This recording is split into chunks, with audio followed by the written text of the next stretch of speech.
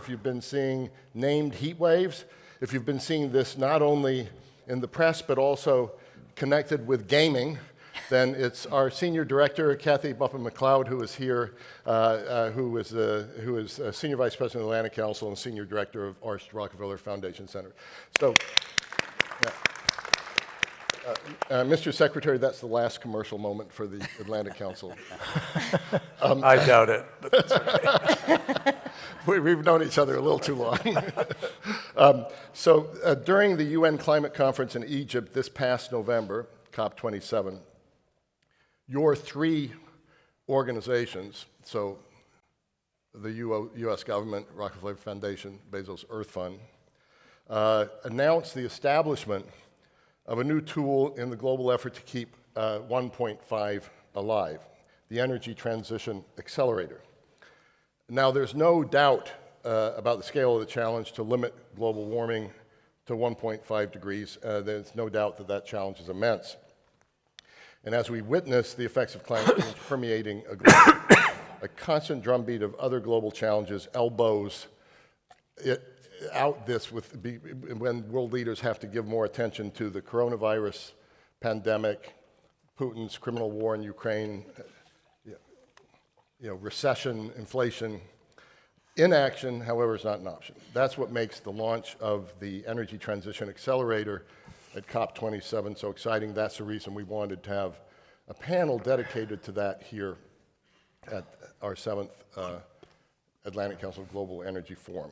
This new policy platform, which was announced as a collaboration among the U.S. government, Rockefeller Foundation, and Bezos Earth Fund, aims to overcome one of the largest, if not the largest, inhibitor to meeting global net zero targets, and that's access to finance, and particularly in emerging markets. So at the Atlantic Council, we pride ourselves on having tough but necessary conversations, you heard that yesterday as well, which enable us to resolve the globe's most fundamental challenges. And the question of how to unlock that funding certainly ranks among them. So for that reason, I hope our conversation today with these distinguished individuals will illuminate a path forward and provide us with their vision for removing the barriers. So I've known Secretary Kerry as Senator Kerry, now Special Envoy Kerry, but you'll be Secretary Kerry because this is the title that I like to connect with you most. You've been such a leader in all three of those realms. Everything you touch, you take enormously seriously, and that's the kickoff for this question. When you and your partners introduced the idea of the Energy Transition Accelerator, COP27, and it might even be interesting to know how it came about, you said your aim was to put the carbon market to work to deploy capital to speed the transition from dirty to clean power. So how did this come about? Why did you feel that such an initiative like this one is so vital? And then maybe you can put it a little bit into the context of the COP28 we have coming at us. You heard Dr. Sultan yesterday morning. By the way, thank you for being there, Mr. Secretary. So let me turn to you to kick off this discussion. Well, Fred, thank you very, very much, and thanks for the Atlantic Council's leadership and your leadership personally for a long period of time. You and I have known each other for many, many years now.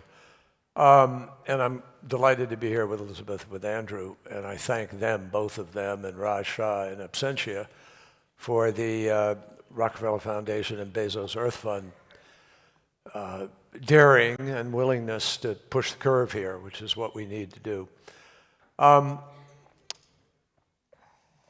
You're all leaders of either a business or an NGO or some interest in this issue. And in that capacity, there isn't one of you who doesn't have the skill set of standing back and looking at a problem when you see it and say, okay, how are we going to solve this? We are here because we are problem solvers and people who want to get things done. And I am particularly disposed to avoid situations where you're just spinning wheels and pretending. And there's an awful lot of pretense around this particular issue in many quarters. We have to be more than deadly serious. I think all of you know that. This is life and death. It is existential. We have folks around the world, some of whom think they can be indifferent to it, but we're seeing the consequences of that indifference.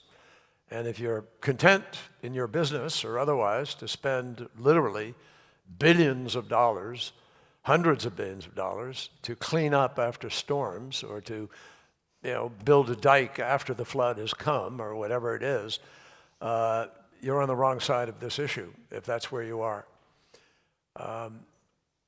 We have a lot of challenges around the world right now. The world is surprisingly discordant and at odds with itself in too many places, and that's a tragedy. But it's human-induced, and it is human-solvable. And what we need to do is be more focused on the ways in which we're going to address these kinds of issues, and none more so than on the climate crisis. This really came about because of reality. I was traveling last year around the world and having many, many different meetings to try to gin up ambition, which we did, by the way. We succeeded in ginning up ambition significantly in Glasgow, building on what we did in Paris. And we are now, and we have built up some ambition out of Sharm el-Sheikh, and now we need to meet the reality that this is the year of a stock take in which everybody's going to be looked at pretty carefully. And it is the year also during which we have coming at us the question of loss and damage and how do you begin to manage that more effectively. So there's a lot at stake. So what I found in my travels everywhere, universal, around the planet, is not enough money is being put on the table to solve this problem. We're either not trying to do it or we're trying to do it on the cheap. And the result is that we're not doing it. We've never had the full measure of the 100 billion that was promised in Paris. And I am sorry that our political process is such that that hasn't been possible.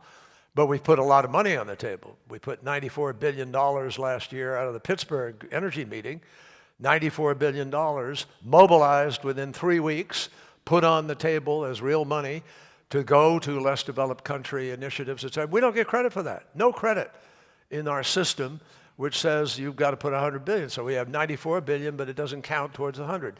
So what I'm trying to say is, folks, the system is broken in terms of how we're trying to fix this. And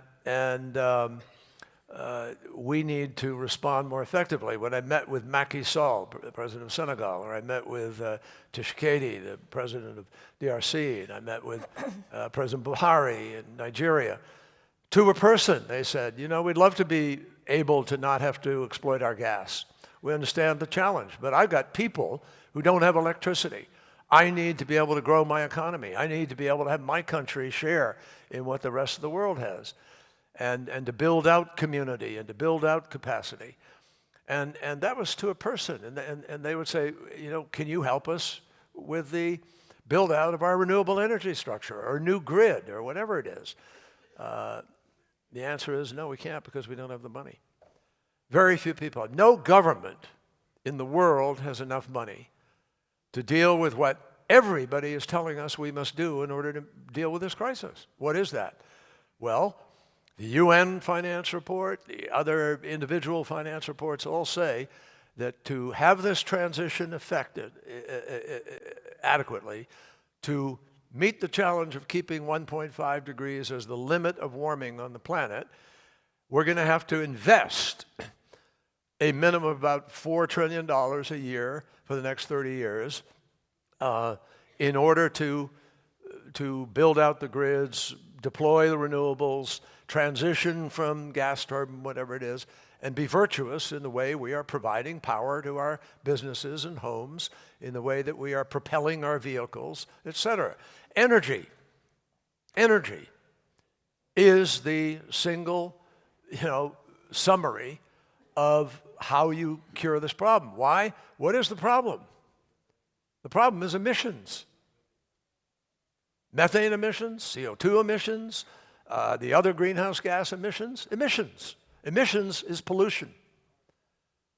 And for some reason, we've kind of turned our backs on the responsibility that we fought for in the 1970s and 60s to hold people accountable for pollution. So the science is clear on this. There's no debate. I don't care where you come from in the political spectrum. There is no debate that emissions that come from the way we power our societies and propel our societies, those emissions are damaging.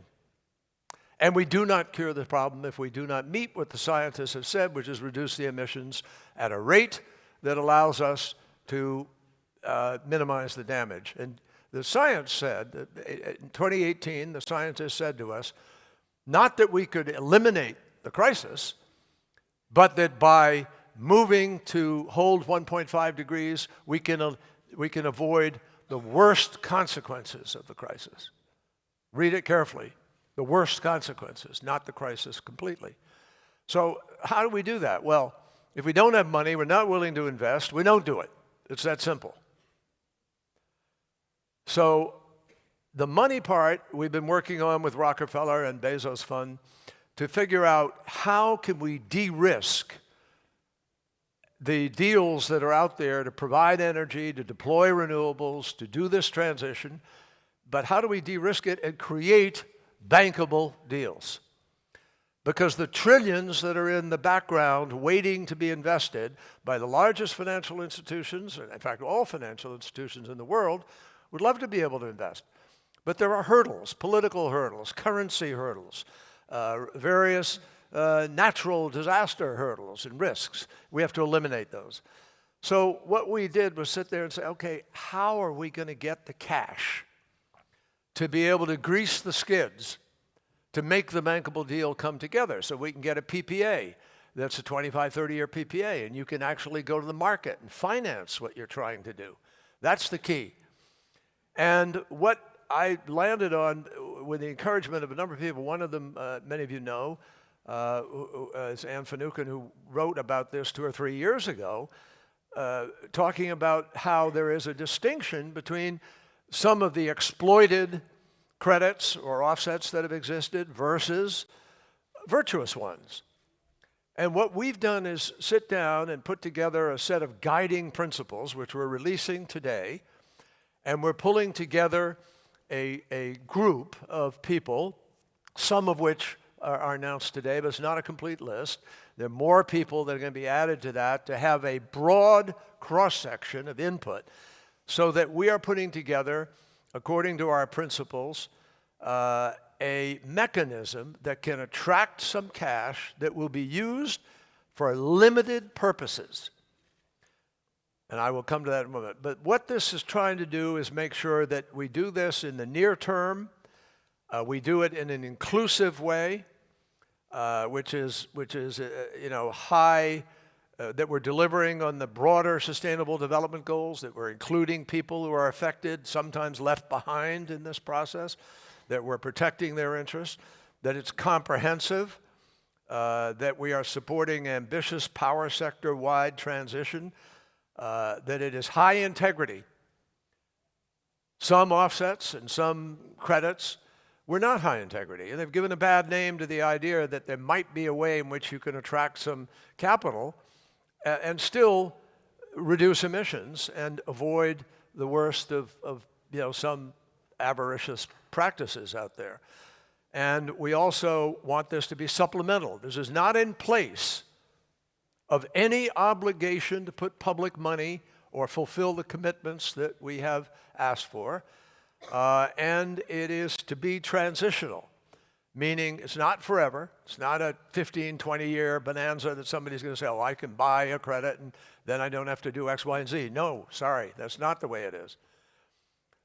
Everybody is going to be responsible for living up to net zero and meeting the measurements. But we believe you can have high integrity, accountable, transparent credit which will help us to be able to put some money on the table. And the money is used in the following way. When we put together the deal with Indonesia, which we negotiated for a year and a half or so, we had to figure out, how do we close some coal plants? How do we now accelerate the transition to the renewables that we want deployed? And how do we do this in a way that's transparent and virtuous and so forth? Well, we found that way.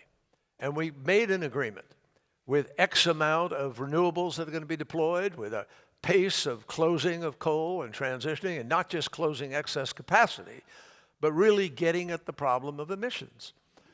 And that's our goal here, folks. And I'm convinced for the following reason. It is accountable to the naked eye. There are only two purposes for which we will allow someone to be able to buy a credit. One, to be closing down or transitioning existing fossil fuel facility that is providing power. And two, for the actual deployment of renewables that will replace current dirty sourcing. That's it. So you can see it built. You can see it coming online. You can measure what is happening here. And if you do this correctly, which we are determined to do, we can get a certain amount of cash now, because some companies have tried hard, not enough yet, to begin to implement their programs for net zero by 2050, correct? And so you may have a company, a large tech company or somebody, that have gotten to 80% of their scope 1 reductions. But then they get stuck. Why are they stuck? Not their fault. They're stuck because there aren't enough electric vehicles to be able to buy to get your fleet to be electric, so you're reducing emissions and living up to your goal. Or because there isn't a grid. You don't have a smart grid. You can't tap into the smart grid. Therefore, you don't have a physical way of using your power in a way that meets the standards. So we have to be smart. We can't sit there and say, well, tough, we're going to hold you accountable anyway. Nobody is living by a law to reduce, to hit 2050 net zero. There's no law. People are doing it because they're exercising a sense of public responsibility. And if we turn around and say to them, we're not going to listen to your problem, or we're not going to try to address your problem, or we're not going to give you an opportunity to be able to get where you're trying to go, they're going to say, well, the hell with you. Why the hell do I try to do this? It's easier for me to avoid the crisis of an NGO criticizing me because they say what I'm doing is violative of green principles. When I'm trying to be a good citizen, I might as well opt out. And I don't get my board of directors all wound up in what's going on. So, long story short here, folks, sorry about this, but we need to find a virtuous way of getting money into the system so that we can transition faster. That is exactly what this is for. And if we can get, and here's why. In Egypt, we cut a deal with the Egyptians called it's the Nuefe program, where they are going to shut down 5 gigawatts of gas-provided power, transition that gas to Europe to help them in the context of Ukraine and the problem they have. But they're going to shut down 11 gas turbines that are polluting and deploy 10 gigawatts of renewables. Wow, 15 net transition of power and emissions. And the way we made it happen was we put up money. We did find some concessionary funding. Very hard. It was very hard. But we got about $500 million total in the end. We put $35 million in cash, some lending. The EBRD put in some money from a trust fund. We got money from Germany. Germany really stepped up. Thank you, Germany. And put major funding on the line in terms of a very concessional loan. And so in the end, that money facilitated the de-risking and allowed us to be able to get the deal, which is a $10 billion expenditure to be able to deploy new energy. Now, we can't take a year and a half to do this one by one by one. So what we want is to create a means by which we're attracting capital to the table, which will be concessionary. They're buying the credit. They get a certain period of time where that credit is going to help them meet their goal, but it helps us meet our goal. It actually results in a reduction of emissions. And I don't see how anybody can be critical of real reductions in emissions, because that is our challenge right now. That's how we win this battle. So, as I say, it's temporary. We don't know yet. This consultative group, which is going to be coming together, and some were announced today, more will be announced in the next days, but it's going to be broad-based, jurisdictional, and help us to be able to put this together in a way that has true environmental integrity, but works. So SBTI, VCMI, these different players will be at the table, but so will business. So will other people who need to make it work. So thank you. I know I went on a little long, but... Mr. Secretary, I'm just so glad this audience got to hear that. Ladies and gentlemen, excellencies, you just heard one of the most powerful advocates and executors for creating a better world. So thank you so much for that opening statement and laying out this really, really exciting plan. $4 trillion need next 30 years, question of how to de-risk, how to create bankable deals. You laid out some of the guiding principles. We're going to be looking forward to seeing the rest and the people who are engaged. Let me turn to Liz. As all things, these things become acronyms, so it's already become ETA, so the Energy Transition Accelerator.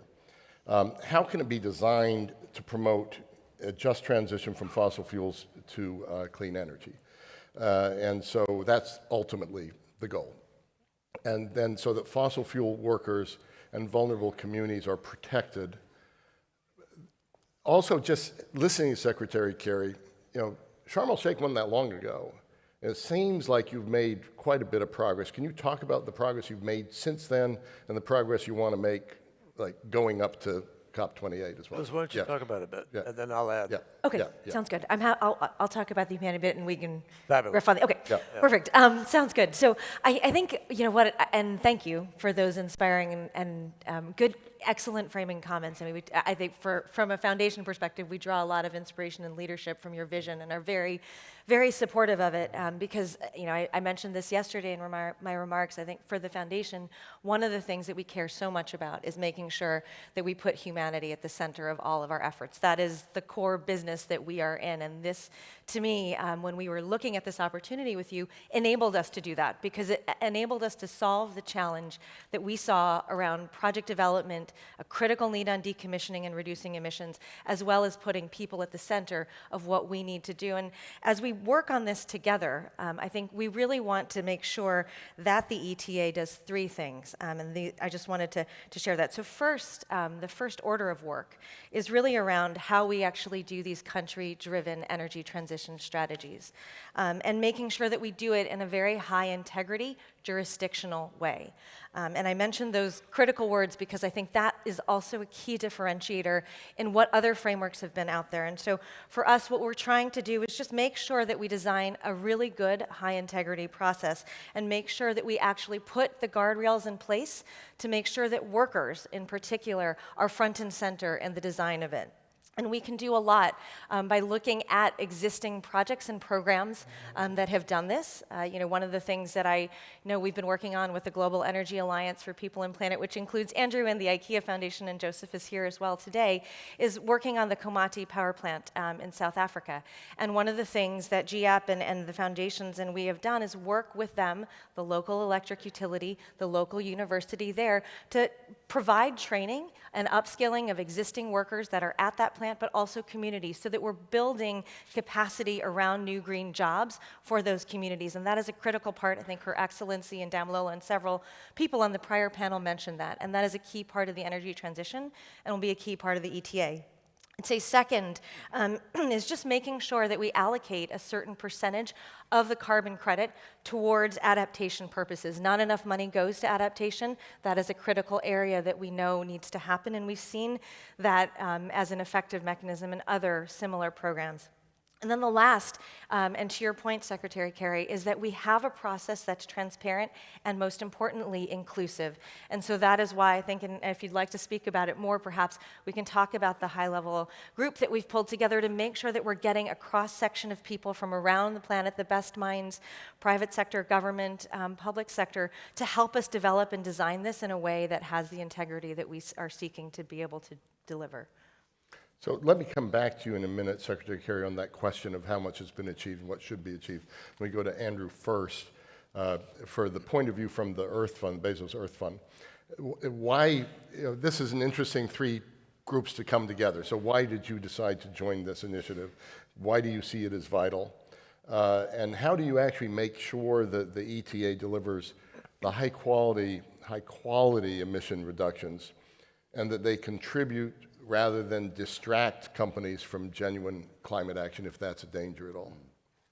Well, look, first, Fred, thank you so much for this event. I think the Atlantic Council's Global Energy Forum each year has become a really central driving, agenda-setting place to come. So thank you very much.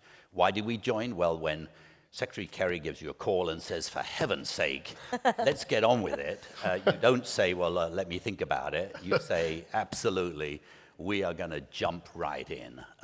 We've all seen the number, and thank you for your inspiring words, Secretary Kerry. I can be brief because I think you've said it so much better than we would. We've all seen the numbers. 4.2 trillion per year has to be spent on the future of energy, so to speak. That's a tripling of what we need. We're incredibly excited when we see coal-powered electricity generating plants closing, aren't we? Because that's going to be necessary. We need to see 925 closing every single year. So when you hear, oh, here's one, yeah, now you've got another 924 to do each year between now and 2030. Now, some people would say, well, why do you need carbon credits? I mean, isn't it attractive already to invest in renewable energy? Well, yes, it is. Plain fact of the matter is, it's not happening at anywhere near the pace that's required. And if you're a country that's really willing to show leadership, as South Africa has, Indonesia has, Vietnam is, various other ones, you actually need some help. And Secretary Kerry and other political leaders have played an amazing role with the leaders of these countries, actually taking bold measures. Now we need to, if you like, empower those bold measures. And so you do need carbon markets. Now, why is carbon credit markets not working at the moment for energy? Because there's something puzzling going on. Because there's been far more work done on the nature side of carbon markets with regard to developing emerging countries than energy. And actually, energy is more intuitive, isn't it? Because actually doing forest protection and restoration is actually more complicated, but far more work has been done on that. Far more money is flowing on that than to energy. So we've got to address that, and that's what this is all about. Why are private companies not investing at the moment? It's because it's too complicated. And they say, look, there's so many pitfalls. Quite frankly, we put some money in, someone's going to grumble. There's leakage or it's low quality. What's the point? We'll be accused of greenwashing. And what we're trying to do is say, actually, there is a sensible path forward. There is that sweet spot between, on the one hand, making sure you get the standards right. On the other hand, making sure you get the volumes of money right. And so what we're trying to do is, I think, terribly exciting. This is not just us working on our own. This is bringing in the entire global architecture, if you like. At the moment, as you know, greenhouse gas protocol, that's how you measure greenhouse gases. Then there is CDP, that's where you register what your greenhouse gases are. Then there's SBTI, Science-Based Targets Initiative. That's how you set your targets.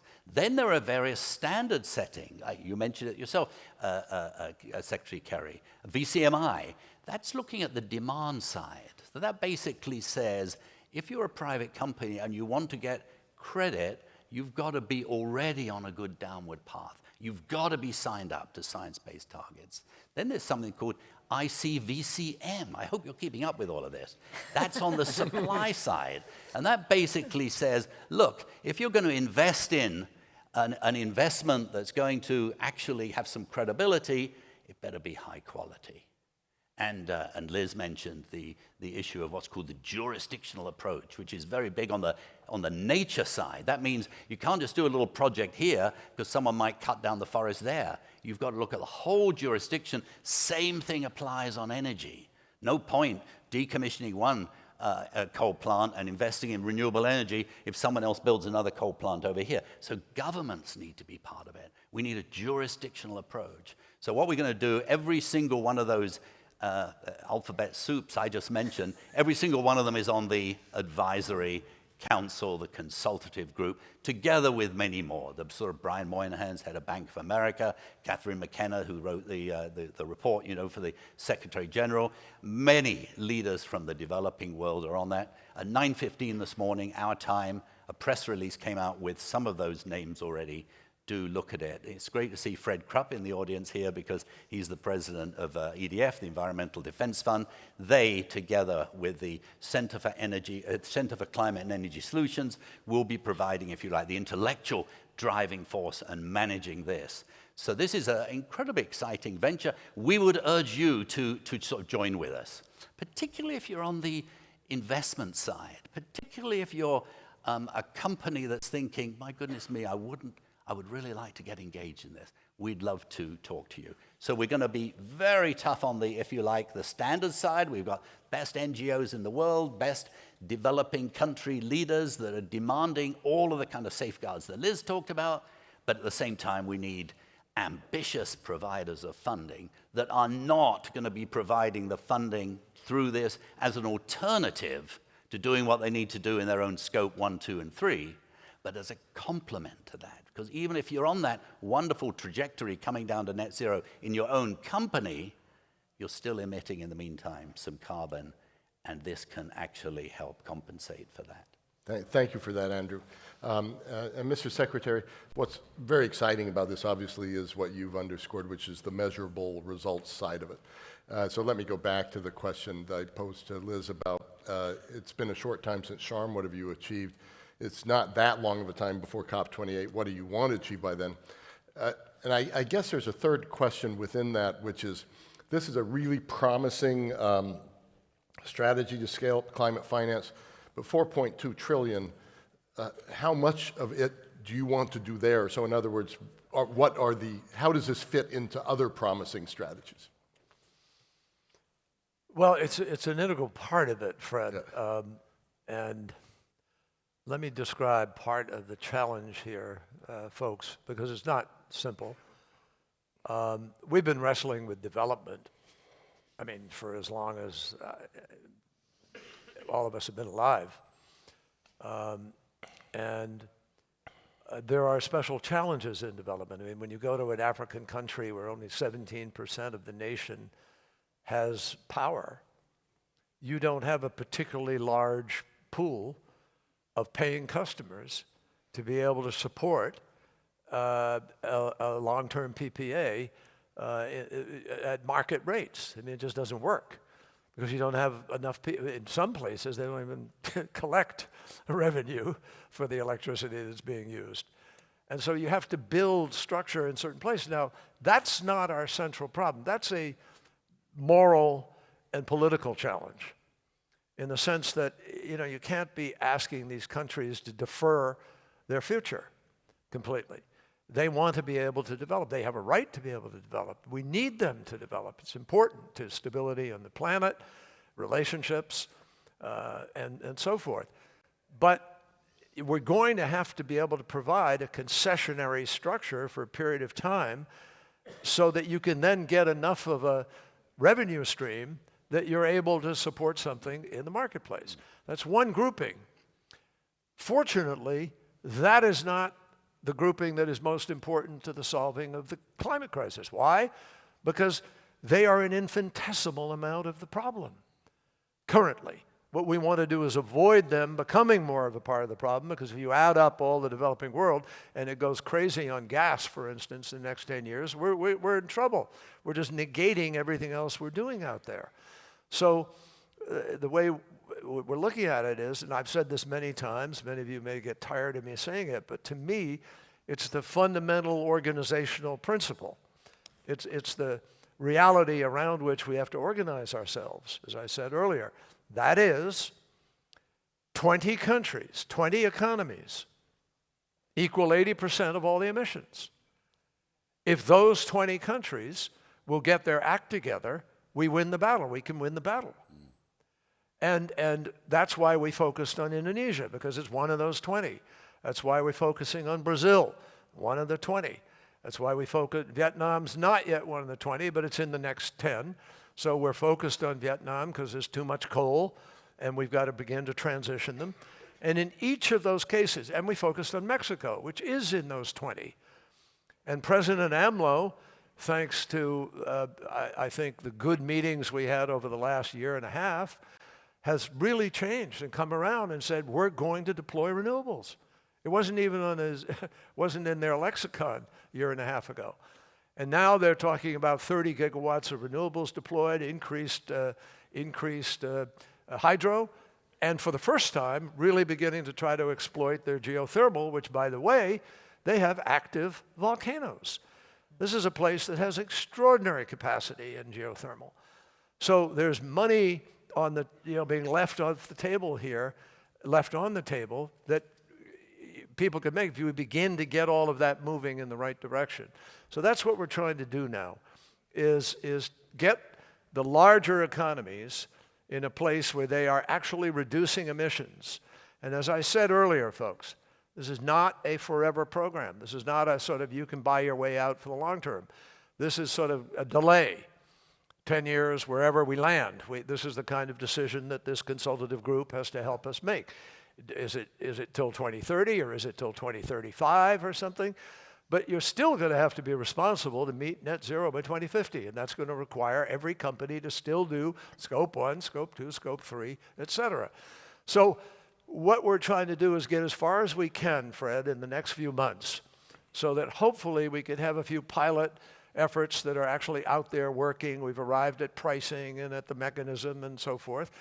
And we could come to the UAE at COP28 and have an implementable program that goes forward. Now, this is not the only thing we're doing.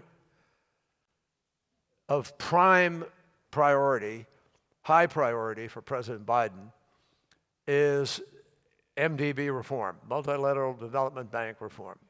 We must find the way to be interpreting the charters correctly so that we could have a significant amount of additional money that is available for concessionary lending, which would make an enormous difference. And both of you, your foundations, the Rockefeller and the Bezos, are invested and interested in helping to get that kind of reform. And then whatever else we can find as a way of getting into the trillions that need to be deployed. But those 20 countries do have the ability to provide revenue for these transactions. And they can get market-based deals going. I mean, we're looking at PPAs that can be struck with Indonesia that will help in this transition. I think that the market is really critical to this, which is why we're looking at a market-based component of how you're going to solve this problem. The trillions of dollars that were assembled, Mark Carney did a lot of really hard work assembling the GFANs and so forth. But that money is investment money.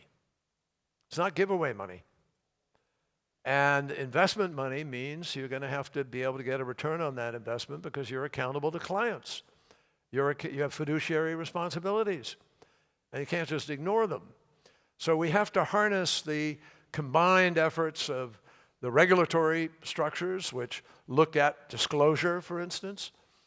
I mean, it's very hard for me to understand how anybody could be fulfilling their fiduciary responsibility by ignoring climate crisis and allowing your supply chain and your entire business to be disrupted by damage and by future interventions of Mother Nature. That doesn't fit, in my judgment.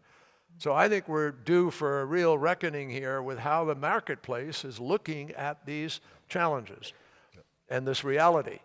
We can't solve the climate crisis without, and I want to don't ever edit me at that word, we can't solve the climate crisis.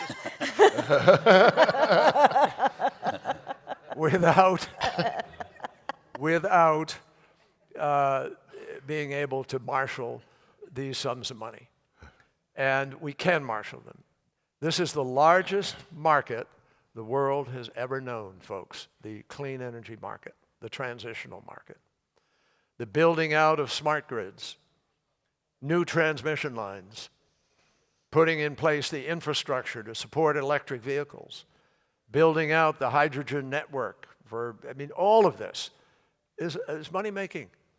It's how we built our nations. It's how we have employed millions of people.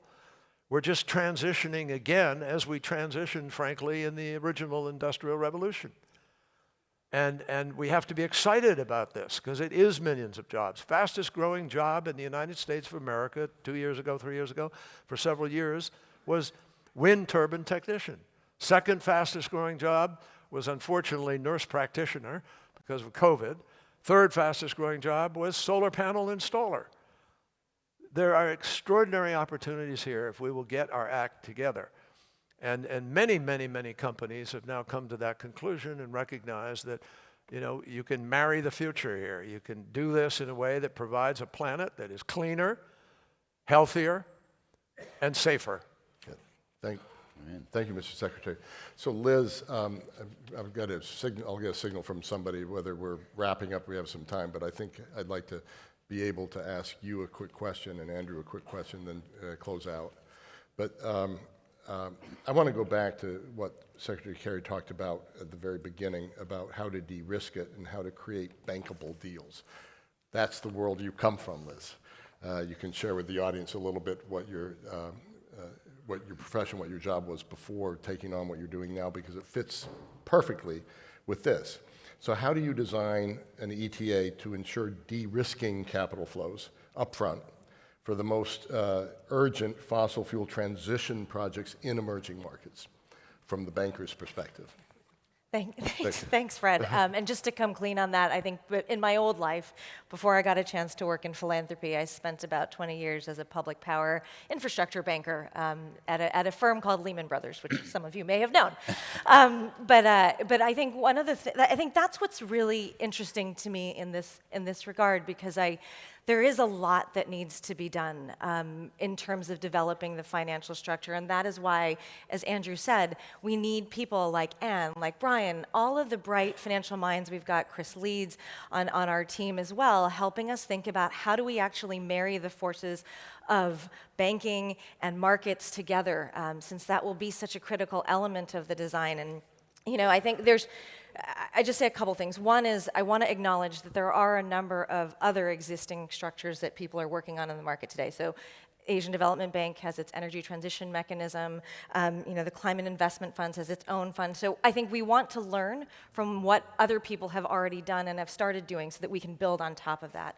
I think we also need to take a look at some of the interesting ways that we can securitize and use that market to be able to look at the forward opportunities there, to basically think about how then we can take those revenues that might come later, or those opportunities and potential gains that come later, and put them forward, because as the Secretary said, we need the resources upfront to developing countries today to be able to both decommission and create the infrastructure asset on the other side that allows them to continue building and growing their economies. So we've got a lot of financial structuring work to do. That is why it's a critical work stream of the ETA and the path that we are going to take going forward. And so stay tuned, but I think, as Andrew said, this is a whole of planet effort. We need your engagement, and we would encourage and welcome it as part of the work going forward. So thanks. Terrific. Can I Please. say one thing, just very quickly? The IRA is going to make an enormous difference in this challenge. And I know some people are reacting, oh my gosh, there's some provisions in the IRA that are kind of protectionist and maybe get in the way. And I think we'll be able to resolve and work through those. I really do. But the bottom line is, by putting literally hundreds of billions of dollars on the table for further R&D and development and deployment of initial startup initiatives, we're going to help develop supply chains where they don't exist. And we're going to help accelerate. I mean, that's an enormous amount of concessionary funding that is going into right now in the Department of Energy. We have billions of dollars that are going into companies, into projects. It's going to help close the gap here in terms of what is fundable and financially can work. And I think it's going to change things.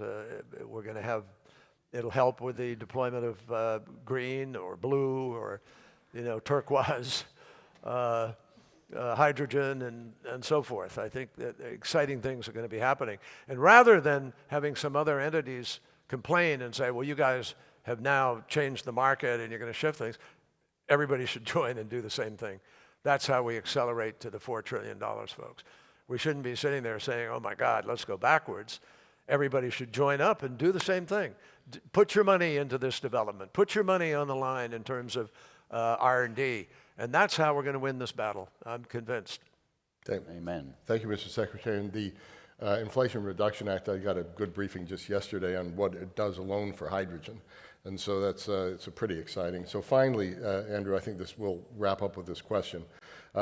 When this platform was launched, you stated there were very naughty, meaning K-N-O-T-T questions that the group would have to grapple with.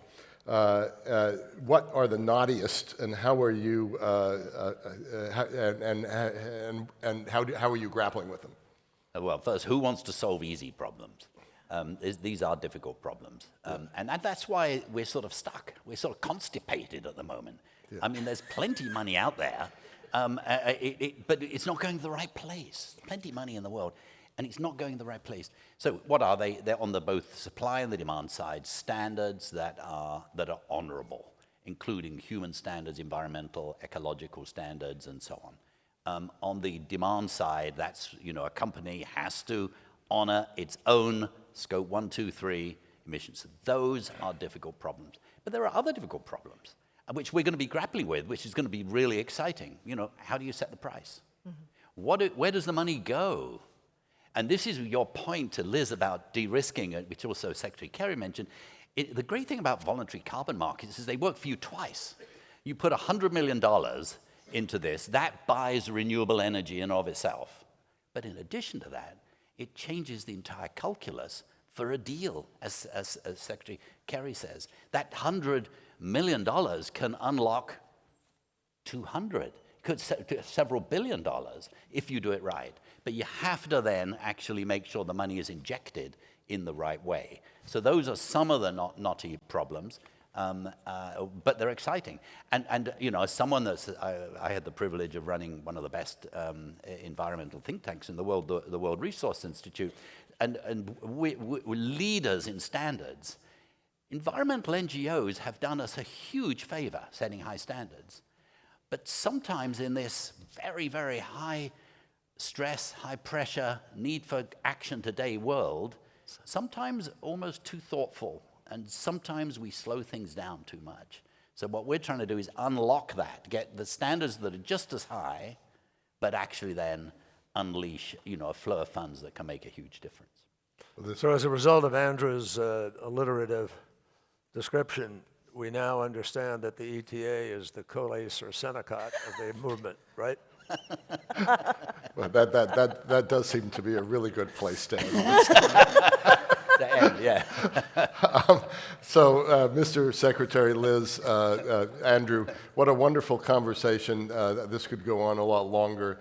I'm sure people in the audience who would like to contribute to this in one way or another will catch you and provide you ideas, and we can help connect you all as well with the ETA and with this group.